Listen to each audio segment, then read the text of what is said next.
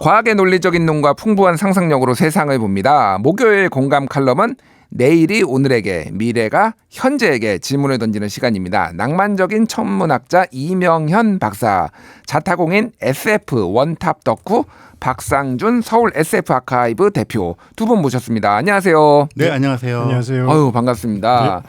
일단 두 분은 원래 잘 알고 지내시는. 네, 그렇죠. 네. 뭐 엊그제도 한번 만났었죠. 그러시구나. 저만 왕따였구나. 그러면 제가 이명현 박사님은 예전에 그 강양구 기자랑 맞아요. 같이 한번 제가 그 팟캐스트 한번 모시고 제가 과학에 대해서 천문학에 대해서 한번 얘기를 하는 적이 있고, 제가 우리 박상준 대표님은 꼭 한번 뵙고 싶었어요. 그래요? 감사합니다. 예. 제가 의외로 생긴 거와 다르게 과학이나 SF에 관심이 많아서 그래서 오늘 이 목요일이 다 모든 요일에 그 방송이 기다려졌지만은 오늘이 진짜 정말 기다려졌다 이렇게 말씀을 드리겠습니다. 자, 과학하는 분들은 뭐 이 시사 뉴스를 보면은 어떤 생각을 하실지, 오늘 그 최상병 특검법 처리를 놓고 국회에서 한바탕 뭐 소동도 있었는데 오늘의 국회 상황 과학적으로 어떻게 좀 분석해 주시겠습니까? 그러니까 오늘 저도 이렇게 낮에 바빠가지고 오다가 그냥 이게 포탈에서 그 처리되었다 이거 봤는데, 그 사실 민주주의라는 것이 타협을 하는 거잖아요. 저도 수정주의자 중에 한 명인데 예. 타협을 끝까지 해보는 건데 안 되면 원칙대로 하는 게 자연스러운 거잖아요, 게임에. 그래서 그런 것들에 대한 용어 같은 것들을 좀 바꿨으면 좋겠어요. 어떤 용어? 뭐 강행 처리를 했다든가 뭐 배신을 했다든가 이런 거보다는 그냥 독주 뭐 이런 것들, 이게 다 그런 게임을 하는 거잖아요, 사실은. 예. 그래서 우리가 뽑아줬으니까 자기들끼리 좀 치열하게 이렇게 좀 치격 받고 해가지고 타협하고 그랬으면 좋겠는데, 타협이 안 되면 그냥 투표하는 게 본질이잖아요. 그러니까 그거는 뭐 그렇게 상식적이기도 하고 과학적이기도 하다. 예. 네, 그렇게 생각합니다. 알겠습니다. 박 대표님은 어떻게 보셨습니까? 네, 그래서 SF에서는 사실 예전부터 AI가 인간들 사회에 어떤 식으로든 많이 개입하는 상황이 묘사가 되잖아요. 예. 그래서 뭐 이를테면 거버넌스의 일부로라도 AI를 도입을 하거나 이제 받아들이게 되면 오히려 사실 뭐 다들 아시는 얘기지만 예전에 이제 유전 무죄, 무전 유죄 이런 말도 있었는데 AI가 사실은 인간보다는 더 불편부당하지 않겠는가. 그렇죠. 예. 네, 근데 이제 너무 기계적으로만 맡기면 분명히 또 케이스마다 또 고려해야 할 안들은 다 사안들이 또 다를 수는 있으니까 그거를 이제 인간이 어떻게 좀 이제 조정을 하는 보완책을 붙이되, AI한테 기본적으로 좀 어느 정도 이제는 뭐 심지어 이제 과감하게 이런 얘기도 하는 게, 선거, 대의 민주주의 이런 것들도 뭔가 이제는 과학과 기술이 발전하면서 우리가 뭔가 좀 새로운 단계의 어떤 시스템을 이제는 고민해 봐야 될 때가 아닌가. SF 쪽 사람도 이런 얘기 좀 하죠. 그렇군요. 예. 아주 과감한 상상력. 그렇죠. 네. 그거 원래 상상을 해야 돼요. 뭔가 그렇죠. 상상을 맞습니다. 안 하면은 변화가 없습니다. 예, 고인물이 돼서는 안 된다. 이렇게 말씀드리고요. 자, 이제 본격적으로 얘기 나눠보도록 하겠습니다. 오늘 칼럼 주제 두 분이 굉장히 관심이 있으실 것 같고, 저도 사실 관심이 많은 내용인데, 2008년에 나온 중국 작가 류츠신의 동명 소설을 바탕으로 한 넷플릭스 SF 드라마 삼체. 요거가 지금 뭐 넷플릭스가 굉장히 뭐 1,600억 달러를, 아니 1,600억을 썼네. 뭐 너무 크네요. 1,600억 달러라고 하니까. 예, 뭐 그러면서 굉장히 화제를 모았어요. 이 삼체와 관련해서 오늘 거기에 나온 과학 얘기, 그리고 또 우리가 알아야 되는 교양 시사 얘기 좀 얘기를 하겠습니다. 일단은 삼체를 읽은 오바마 대통령의 그 평이 워낙 인상적으로 많이, 또 이게 마케팅으로 활용이 됐는데, 이제 소설 삼체를 얘기하는 거예요. 예전에 이제 왜냐하면 오바마 대통령 때 이 소설이 나왔으니까. 작품 스케일이 워낙 커서 백악관의 일상사가 사소하게 느껴졌다. 그러니까 저 광대한 우주의 얘기를 하다가 내가 지금 백악관에서 이거 공화당이랑 싸우고 다투고 이거 뭐 하고 있지, 이런 생각을 했다라는 거예요. 두 분은 이거 어떻게 보셨는지 좀 궁금해요. 박상준 대표님부터. 예, 저는 이제 소설 원작을 먼저 읽었고, 예. 이제 원작은 소설이 이제 3권으로 우리나라에 다 번역이 돼서 나와 있는데, 사실 스케일이나 이런 것만 놓고 보면 그 전에 봤던 영미문화권의 SF들하고 비교해서 특별히 이게 스케일이 뭐 더 월등하게 크거나 이런 건 아니에요. 예. 그런데 이제 오늘 아마 말씀 나오실 것 같은데, 이 중국의 문화 대혁명을 포함해서 현재 시대에 그러니까 원작 소설을 기준으로 현재 시대의 중국을 배경으로 일어나는 일들에 대한 묘사라든가 또 은연중에 작가가 알고 이렇게 쓰는 건지 아니면 작가도 모르게 이런 게 배어 나오는지는 모르겠지만 뭔가 이 중국 이 대륙적인 어떤 그 정서 이런 게 좀 느껴져요. 네, 그래서 이건 확실히 기존에 접해왔던 영미권 SF하고는 뭔가 좀 결이 다르다라는 그런 점에서도 저는 굉장히 흥미로운 작품이었어요. 이명현 박사님은 어떠셨어요? 네, 저도 그 소설 나왔을 때 1, 2, 3권을 읽었는데요. 뭐 비슷한 느낌인데 하나는 이게 굉장히 광활하지만 뭐 그전 거에 비해서 이게 특별히 그렇다 이런 건 아니고 예. 오히려 저는 이게 굉장히 구체적으로 가까이 있는 다른 태양계를 무대를 삼거든요. 그건 굉장히 구체적인 그 이야기고 공간상으로 보면 오히려 더 크지 않은 공간인데 구체적이다 이거 하고 또 하나는 저는 이제 무협지를 많이 읽지는 않았는데 그런 무협풍 같은 그런 느낌. 그러니까 이게 그 서양의 SF가 갖고 있는 이제 고전적인 문법이 있잖아요. 근데 조금 다르게 느껴지는 약간 우리의 정서 같은 그런 것들이 좀 느껴져서 흥미로웠어요. 네, 뭐 꼭 동아시아적인 뭐 그런 거랄까? 약간 그런 게 좀 있었죠. 네. 먼저 고백을 하자면은 저는 그 넷플릭스 드라마는 지금 5편까지 보고 다 아직 끝까지 못 봤는데 내용은 다 알고 있고요. 소설은 지금 1권을 거의 다 읽었습니다. 예, 아직 2권, 3권은 다 못 읽었지만 내용은 다 알고 있다. 왜냐면 이거를 해야 되니까. 저도 소설을 읽었는데 넷플릭스는 아직 못 봤어요. 아, 그러셨구나. 그래서 오늘 아마 넷플릭스와 소설이 약간 왔다 갔다 하면서 그 내용을 좀 얘기를 해야 되지 않을까 그렇게 생각이 드는데 일단 삼체가 어떤 작품인지 좀 줄거리를 간략하게 좀 설명해 주시겠습니다. 박상준 대표님이. 예, 뭐 소설이나 원작에 처음에 나타나는 묘사를 빼고 그냥 전체 어떤 설정을 보자면 400년 뒤에 외계인들의 함대가 지구에 도착을 할 거라는 거를 우리가 알게 돼요. 그리고 이들이 우리 지구를 점령하려고 오는 거다.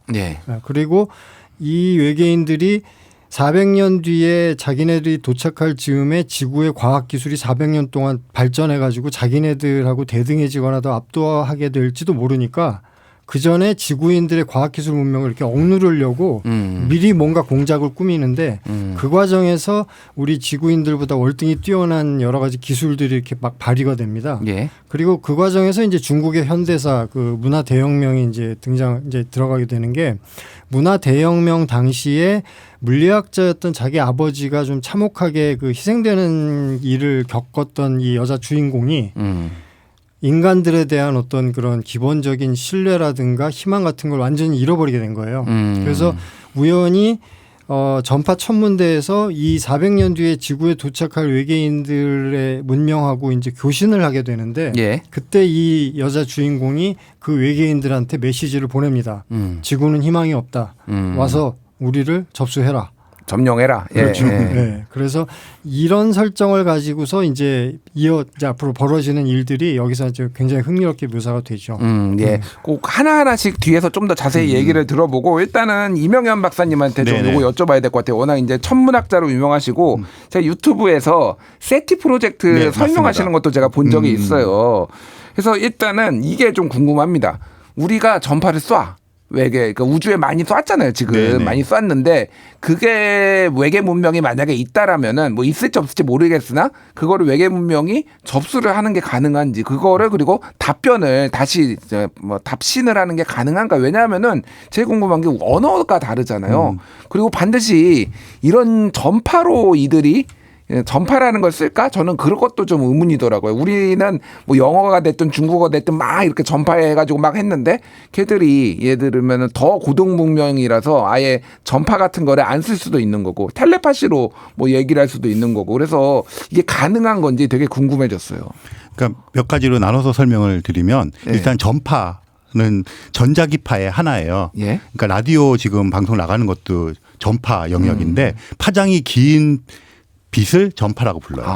그러니까 이건 빛의 속도 날아가니까 어쨌든 빨리 보낼 수 있는 가장 좋은 수단이에요. 더군다나 전파는 파장이 긴 빛이거든요. 그러니까 중간에 뭐 방해물이 좀 있어도 원래 정보를 잃지 않고 멀리까지 갈 수가 있어요.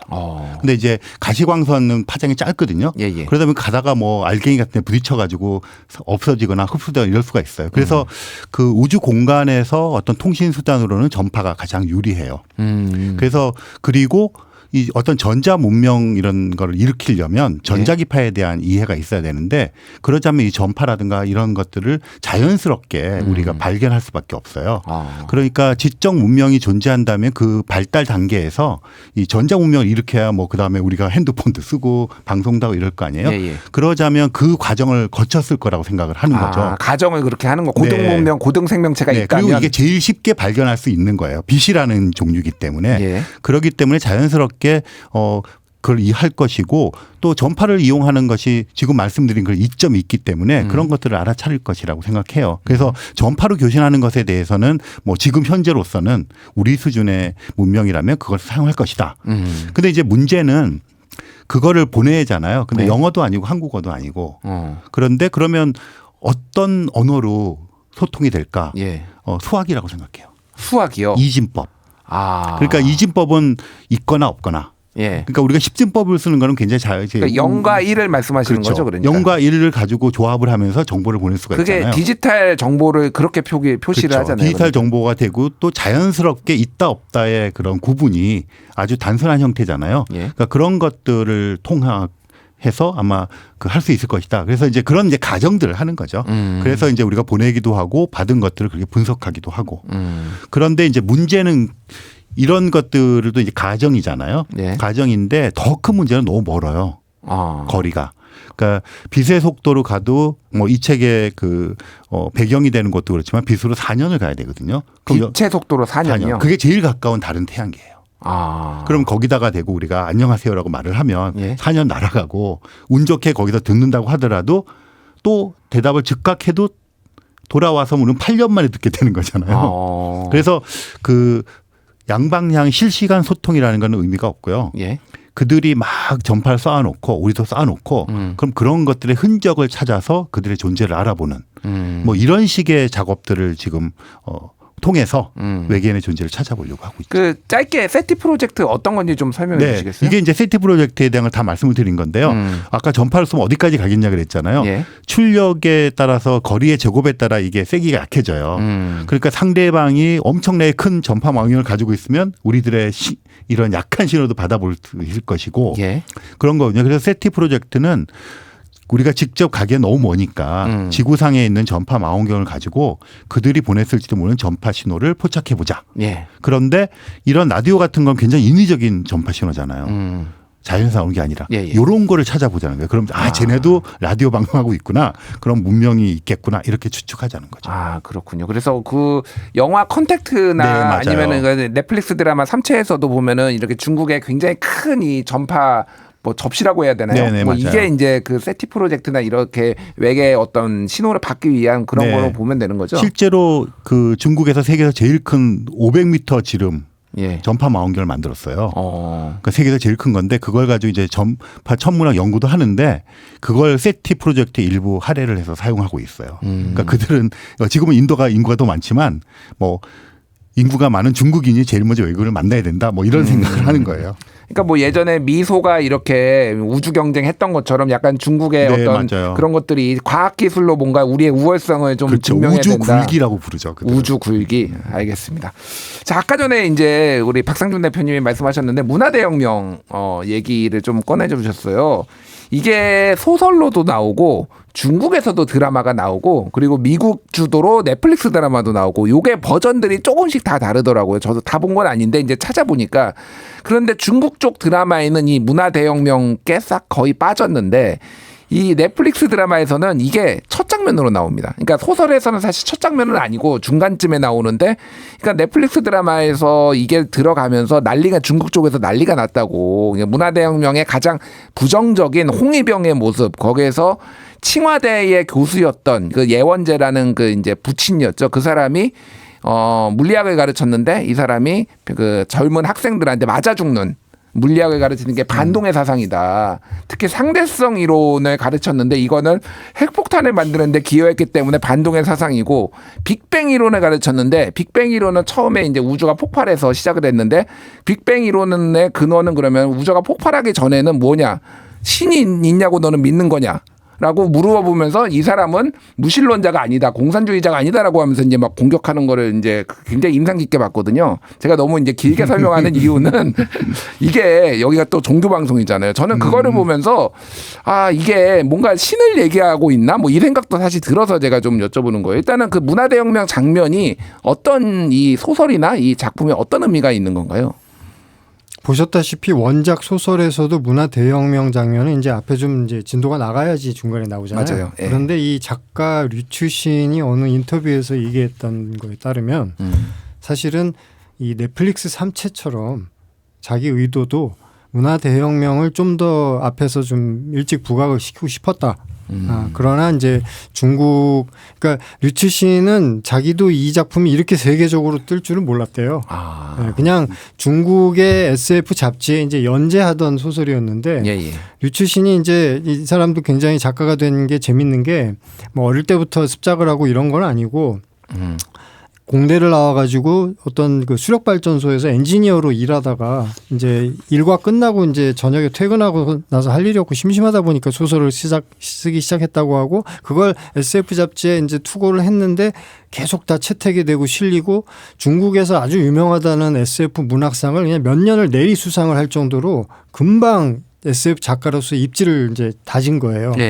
그러다 보니까 이 3채 원작 소설을 쓸 때도 문화대혁명이라는 그 어떤 계기 내지는 모티브를 삼아가지고 어떤 이 우주에서의 문명들 간의 대립이나 이런 것들을 한번 이제 써보려는 그런 원대한 이제 스케일의 이야기가 펼쳐진 건데, 원작 소설에서도 사실은 먼저 더 중요하게 부각되고 나왔어야 될 설정이었다. 작가 본인에 따르면.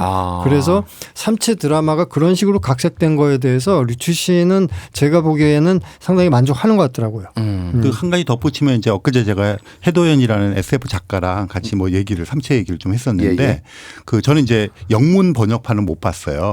한글로 번역된 걸 봤는데 영문 번역판으로 갈 때 이 문화 대혁명을 앞에다 전진 배치를 해서 하는 것을 류추신이 동의를 하고 했다 그러더라고요. 아니 근데 그러면은 중국 내부에서 생명이 위태로운 거 아닌가요? 지금 약간 근데 굉장히 압박을 받을 것 같은데. 문화 대혁명에 대해서는 공산당 지도부 자체도 그 자체도 그걸 평가를 할 때 과오로 평가를 하고 있기 때문에 다 복원됐잖아요. 그리고 그 굉장히 수치스러운 과거로 생각하기 때문에 뭐 그 정도까지 아니지만 이제 트라우마로 많이 남아 있는 거죠. 그러니까요. 그래서 한국어판 번역서 3채하고 영문판이 이게 좀 다를 거예요. 달라요. 네, 맞아요. 그러니까 우리가 읽는 한국어판은 중국어 원판에서 직접 번역을 한 거고 지금 이명현 박사님께서 말씀하신 것처럼 영문판은 그런 식으로 좀 뭐랄까 편집자의 입김이랄까 영미권 독자들을 위해서 이런 구성이나 이런 거를 좀 더 손을 본. 네, 그것이 이제 넷플릭스 버전의 바탕이 되었던 거죠.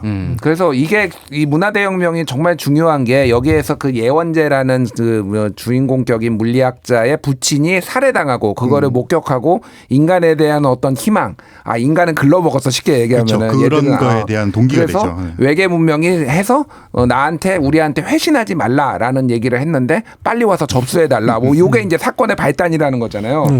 참 많은 걸 생각하게 하는 건데 자 이제 과학으로 우리 이제 다시 과학으로 한번 가보겠습니다. 3채라는 거. 그게 이제 영어로 넷플릭스를 보면은 그 처음에 시작할 때 Three Body Problem 이제 이렇게 나와요. 그게 이제 3채라는 거잖아요. 이게 뭘 말하는 건가요, 박사님? 그러니까 사실 천체역학에서 3채 문제가 엄청 중요해요. 시험 문제로 자주 나오는 건데요. 근데 이제 여기서 3채는 이제 그 지구로부터 4.3광년 떨어진 곳에 센타로스 자리 알파 시스템이라는 곳이 있어요.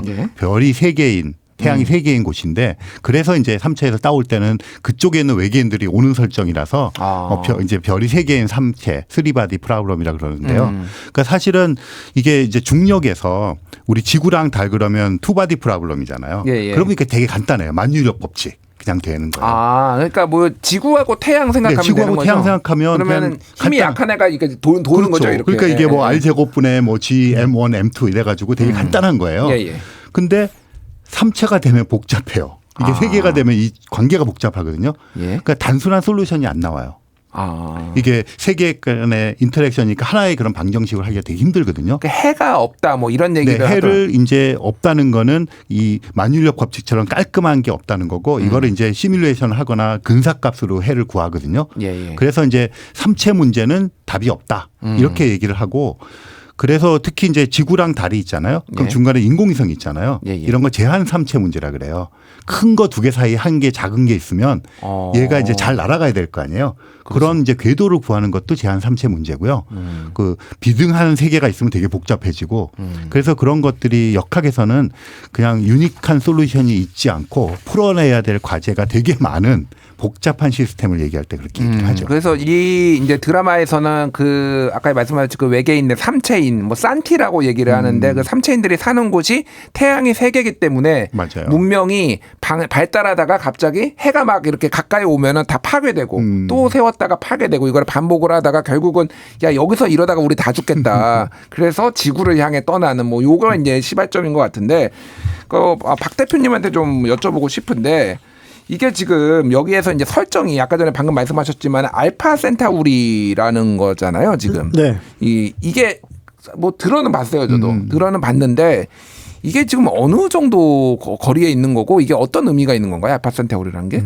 사실 삼체 이 작품하고 아주 밀접한 설정상의 이제 관계가 있는 곳이라서 아마 작가도 여기를 선택을 한 것 같은데 예, 예. 그 이명현 박사님 말씀하신 대로 우리 태양계에서 가장 가까운 다른 태양계입니다. 그리고 여기 태양이 있는 거죠, 거기도 그러니까. 그렇죠. 별이 태양이 세 개가 있는 거죠. 태양이 세 네, 개가. 그래서 세 개의 삼체 문제. 그러면 거기에 어떤 생명체가 있을 가능성이 있나요? 그 옆에 프록시마 B와 프록시마 C라고 하는 행성이 발견이 되었어요. 크기는 지구만한데 이제 좀 가까워서 되게 뜨거울 것 같은. 많이 뜨거운. 네, 그럴 것 같다고 이제 추측을 하고 있죠. 그래서 알파 센타우리 삼체라는 세계가 실제로 있는 거는 맞는데 예. 거기에 이 외계인들이 사는 행성이 있을지는 이제 작가가 상상을 한 거죠. 그리고 지구까지 오는데 400년이 걸린다라고 설정을 해놓은 것도 이게 사실 삼체가 다른 SF들하고 이제 차별되는 것 중에 하나가 우리가 스타워즈나 스타트랙 같은 이런 영미권의 아주 그 우리한테도 익숙한 우주 SF를 보면 초광속 여행이라든가 뭐 이런 뭐 저기 웜홀을 통과한다든가 이런 설정이 뭐 당연한 것처럼 굉장히 잘 많이 나오잖아요. 그렇죠. 쉽게 예. 말해서 수십 수백 광년 떨어진 곳도 금방 간단 말이에요. 심지어 인터스텔라 같은 작품에서도 그런 설정이 나오는데 예. 삼체에서는 그런 거 다 불가능하다고 치고 진짜 현실에서 가능하면 어떻게까지 할 수 있는가를 탐구를 한 거예요. 그래서 삼체 외계인들이 빛의 속도의 1% 정도까지는 그들의 과학기술력으로 낼 수 있다. 100분의 1 그러니까. 그렇죠. 예. 네. 그래서 4광년 떨어진 거리를 100분의 1의 속도로 오면 400년이 되는 거죠. 예. 그래서 삼체의 배경을 이 알파 센타우리 태양계로 작가가 설정을 한 것 같아요. 그러니까 400년이니까 4광년인데 100분의 1이니까 1% 속도로 오니까 400년이네요. 400년. 그런 거구나. 그래서 이게 생각해 보면은 이게 뭐라고 해야 되나 진짜 말씀하셨다시피 다른 SF에서는 너무 자연스럽게 생각했던 것들이 여기에는 좀 생각해 보게 만든 그렇죠. 이런 원리들이나 이런 거를. 네. 그러니까 우리가 그러면은 뭐 이 소설을 빼고 그 알파 센타우리로 인간이 가거나 그거는 불가능할 것 같고 뭐 보이저우 같은 거를 보내거나 뭐 이럴 수는 없나요? 지금 스타샷이라는 프로젝트가 있어요. 그 센타우루스짜리 알파 시스템으로 보내는 건데 예. 지금 이제 그 어떻게 하는 거냐면 로켓으로 가면 이게 속도를 많이 내기가 되게 힘들어요. 그래서 어떤 거냐면 그 우주 돛대를 만들어요. 이게 반사를 많이 하는 그리고 예. 그 안에 손톱만한 그 칩인데 송신, 수신 장치에다가 카메라가 달린 거를 그걸 수천 개를 띄워서 그거를 이제 지구나 달에다가 레이저 기지를 세워서 예, 예. 그거를 막 쏘는 거예요. 그럼 얘가 막 반사가 되면서 얘가 가속이 돼서 예. 가는데 거의 빛의 속도의 20%까지 가속을 할 수가 있어서 그렇게 빨리요? 네, 그게 이제 계산치예요. 그래서 예, 지금 예. 실제로 띄워가지고 실험도 막 하고 있어요. 어. 그런데 걔를 가지고 한 50년쯤 돼가지고 쏘겠다. 그러면 이게 한 20년 날아가서 예. 또 막 수천 개가 가니까 없어지더라도 몇 개 가서 사진 찍어서 보내면 4년 만에 오잖아요. 예, 예. 그렇게 해서 보겠다는 스타샷이라는 프로젝트가 실제로 지금 되고 있어요. 아니 그러면은 잠깐만 빛의 속도의 20%까지면은 여기에는 지금 빛의 속도의 1%라고 삼체인은 거기는 이제 얘기를 사람이 하는데. 타야 되니까. 아 삼체인들이 타야 되는 네, 거고. 이거는 그냥 조그만 칩을 그 돛대에다가 붙여가지고 무인으로 보내는 거죠. 아니 삼체랑 싸워도 이길 수 있을 것 같은데 이제 이 정도 우주에 아니 그러니까 지구인의 이 정도 기술이면은. 네, 그래서 이제 센타우루스자리 알파 시스템은 일단 비교적 가깝잖아요. 그러다 보니까 이제 실제로 그런 것들을 이제 무인 탐사선을 보내자. 근데 무거운 탐사 보이저 같은 것들은 속도를 그렇게 내자면 연료 문제도 있고 그래서 못 내기 힘들거든요.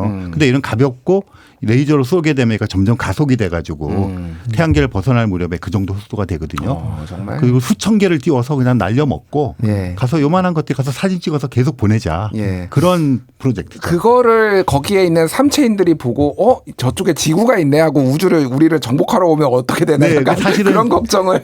저도 이제 예전에 SF 예. 작가들이랑 같이 썼던 SF 작품 중에 하나 있는데 예. 거기에 이제 그런 식으로 그런 걸 보내가지고 하는 그런 걸 모티브로 소설을 쓴 적도 있어요. 그러니까 많은 사람들이 이제 그런 상상을 아마 하고 있을 것 같아요. 자 이게 이제 소설에서도 약간 비슷하게 나오는데 작품에서도 예를 들면 아까 전에 얘기했듯이 400년이 지금 걸려서 와야 되는데 그동안 지구가 문명이 너무 과학기술이 발전을 해가지고 오히려 왔는데 지구가 이기는 거야 지구인들이 이렇게 될 우려가 있어가지고 양자 컴퓨터라는 거를 빛의 속도로 먼저 컴퓨터인데 양자 컴퓨터라는 걸 지구로 보내가지고 과학기술이 발전하는 거를 막는 뭐 이런 설정들이 나오더라고요. 예, 구체적으로는 이제 물리학자들만 콕 집어가지고 예. 전 세계 이제 탑급 물리학자들만 콕 집어가지고 그 사람들이 도저히 이해할 수 없는 현상을 그 사람들한테 계속 이제 야기시켜가지고 미치게 만들거나 자살하는 이게 이제 작품의 처음의 시작이 그렇죠. 예. 예. 그래서 제가 궁금한 게 그런 겁니다. 거기에서 이제 과학의 발전을 막기 위해서 가장 먼저 한 게 그 이온 가속기 뭐 이런 거 양자 가속기 이런 것들을 다 고장 내버리는 뭐 이런 내용이 나오더라고요. 이명환 박사님이 이거는 좀 잘 아실 것 같은데 그게 무슨 이온 가속기가 왜 이렇게 타겟이 돼야 되는 거예요? 외계인들 타겟이 돼야 되는 그러니까 건가요? 이제 우리가 지금 발달해 나가는데 예. 지금 이제 양자역학이라는 게 원자 단위에서의 것들을 우리 다루어 가지고 그동안은 핸드폰 만들고 이런 전자혁명을 일으켰는데 예. 더 밑에 단계에 가서 그걸 이용하게 되면 그 훨씬 더 이제 양자 세계로 가면 이렇게 얽힘 현상이라는 것도 있고 중첩되고 이렇기 때문에 하나에다가 데이터를 굉장히 많이 집적할 수가 있어요. 그럼 훨씬 더 활용도 높고 뭐 그런 것들을 해 나가면서 그동안에 갖지 못했던 것도 발전돼 나가니까 그거를 이제 싹을 자르자.